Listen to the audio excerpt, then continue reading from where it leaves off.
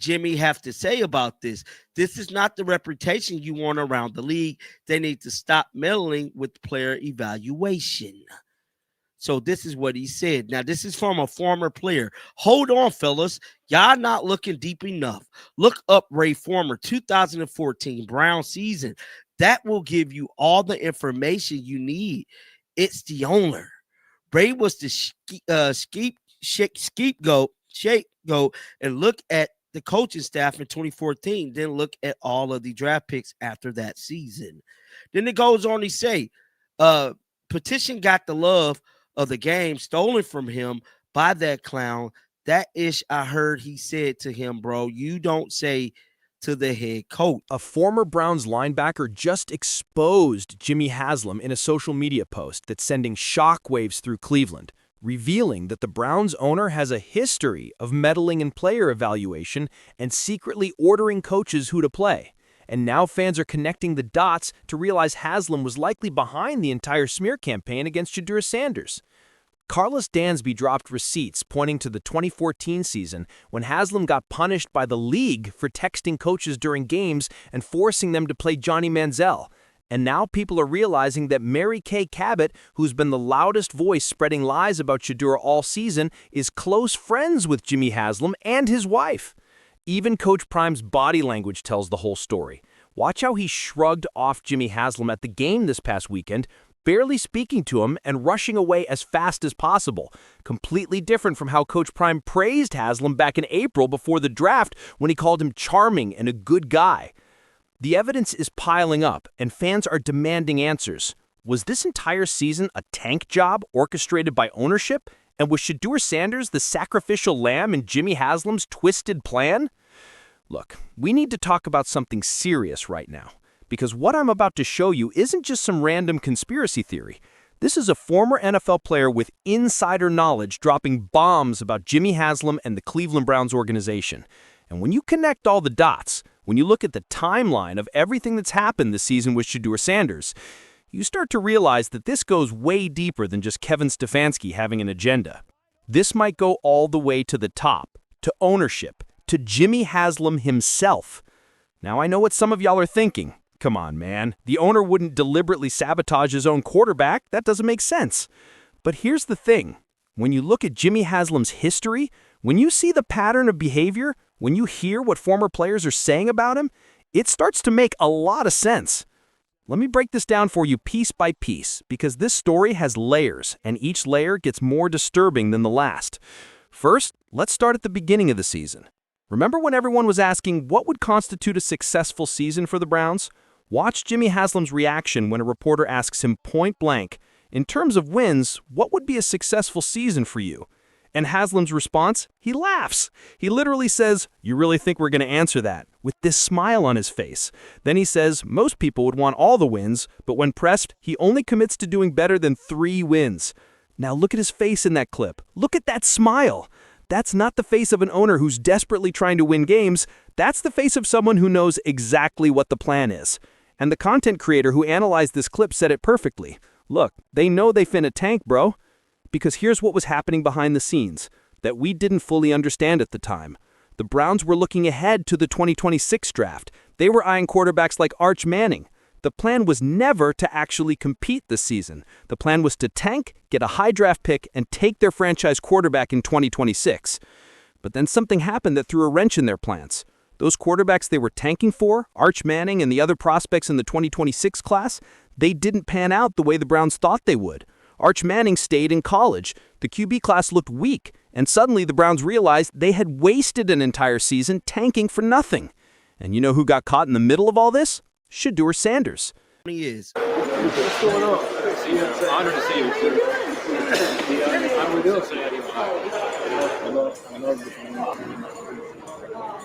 How you feel?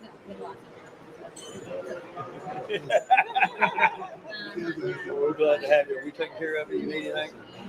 All right, let's have 12 play well today, right? All right, good to see you. Because while all this tanking was going on, while the Browns were deliberately keeping their best quarterback on the bench, they had to justify it somehow.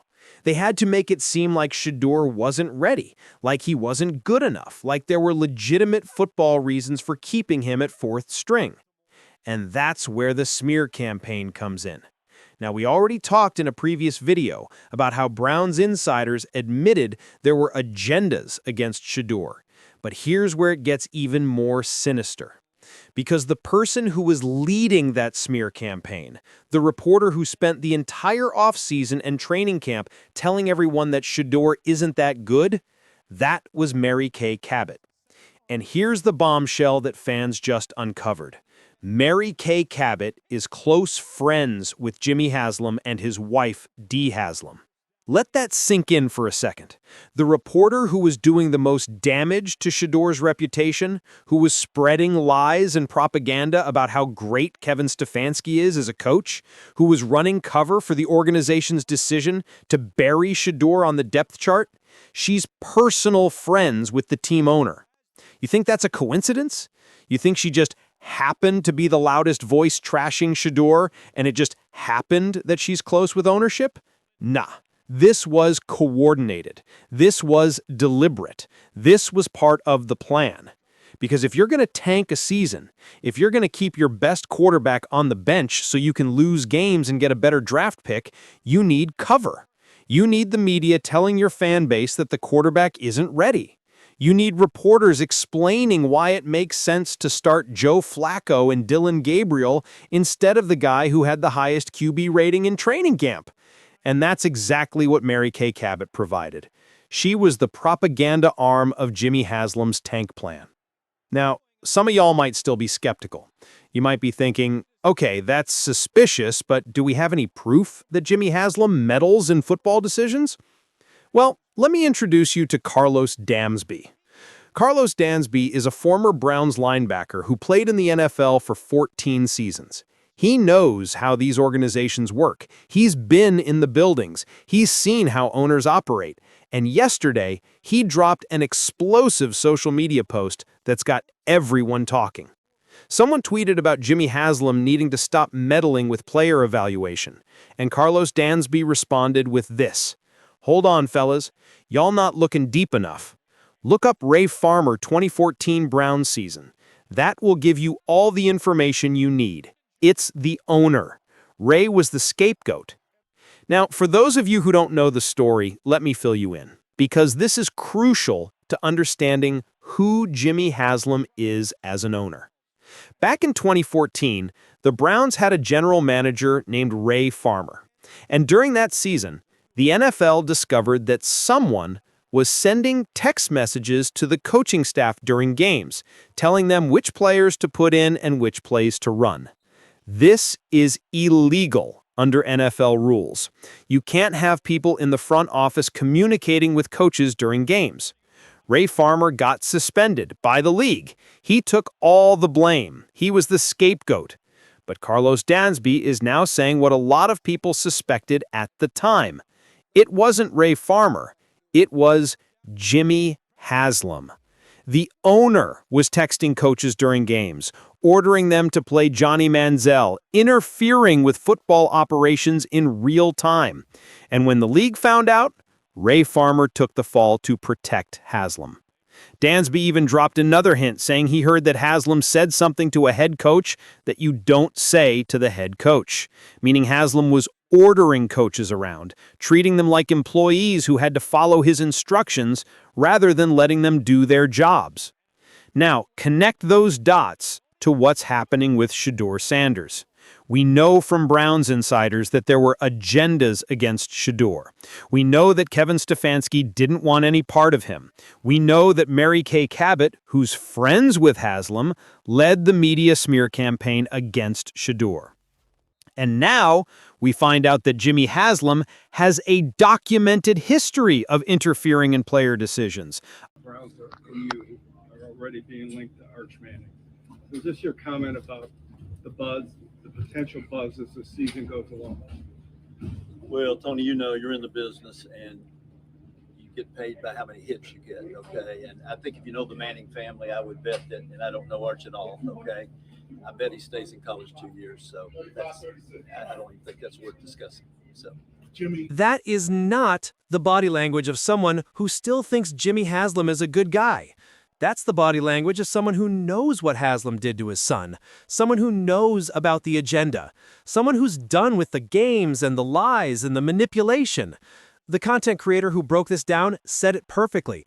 That was Coach Prime shrugging him off, hurrying up, getting away from him, hauling ass to get away from Jimmy Haslam.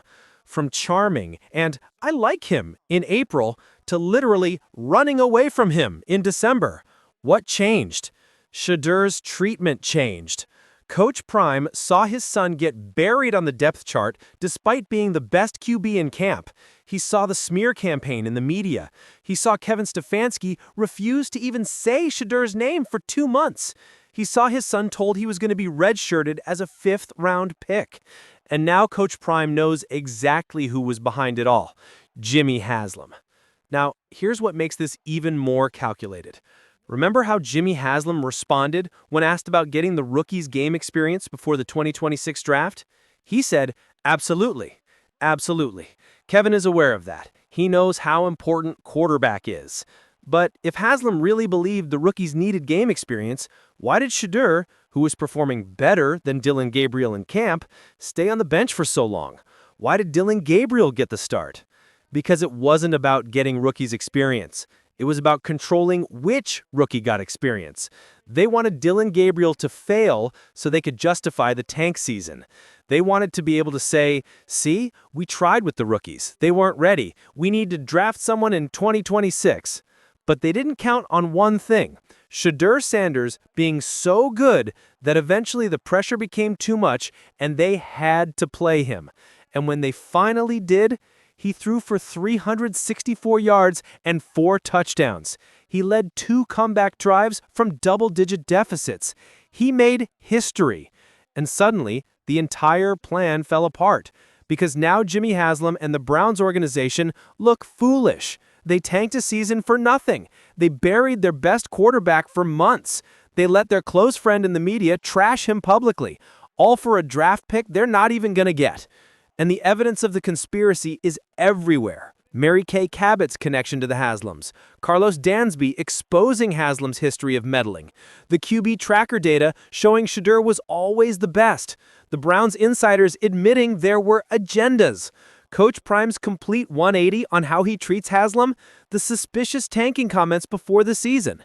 Every piece of the puzzle fits together. This was a coordinated effort from the top of the organization to sabotage Shedeur Sanders' rookie season so they could tank for a better draft pick in 2026. But here's the beautiful part of this story. Despite everything they did to him, despite the agenda, despite the smear campaign, despite being buried at 4th string, despite ownership working against him, Shedeur still found a way to show the world who he is. Because talent can't be hidden forever. Truth can't be suppressed forever. And a quarterback who's that good will eventually get his opportunity no matter how many obstacles people put in his way. Jimmy Haslam thought he could control the narrative. He thought he could use his media connections and his coaching staff and his position as owner to execute a perfect tank season while keeping Shedeur on the bench. But he didn't count on one thing: Shedeur Sanders being so good that eventually the pressure became too much and they had to play him. And when they finally did, he threw for 364 yards and 4 touchdowns. He led 2 comeback drives from double-digit deficits. He made history. And suddenly, the entire plan fell apart. Because now Jimmy Haslam and the Browns organization look foolish. They tanked a season for nothing. They buried their best quarterback for months. They let their close friend in the media trash him publicly, all for a draft pick they're not even going to get. And the evidence of the conspiracy is everywhere. Kay Cabot's connection to the Haslams, Carlos Dansby exposing Haslam's history of meddling, the QB tracker data showing Shedeur was always the best, the Browns insiders admitting there were agendas, Coach Prime's complete 180 on how he treats Haslam, the suspicious tanking comments before the season. All of this just proves what we've all been thinking. Jimmy Haslam was part of the conspiracy against Shedeur Sanders. He orchestrated the tank season. He allowed the smear campaign through his media connections. He interfered with football operations just like he did back in 2014.